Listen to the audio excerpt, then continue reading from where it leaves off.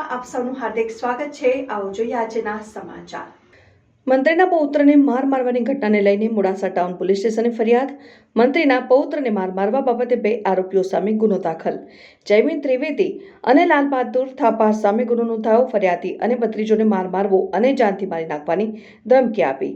આરોપીએ રિક્ષા રોંગ સાઈડમાં ઊભી રાખી ગળથાપાટુનો માર માર્યો। આ પહેલા મંત્રીના પુત્રો સહિત 6 લોકો સામે થઈ હતી ફરિયાદ।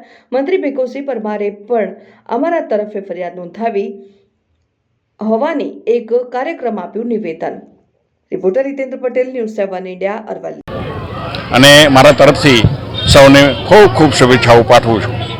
કાલે સરકાર તરફથી બી પ્રતિક્રિયા આવી છે કે કાયદો તમામ માટે સરખો છે, તો આપના જે પુત્રોને માર માર્યો તો આપના તરફથી કોઈ ફરિયાદ દાખલ કરવામાં આવશે? ફરિયાદ દાખલ થઈ ગઈ છે તમારા તરફથી? હા, થઈ થઈ।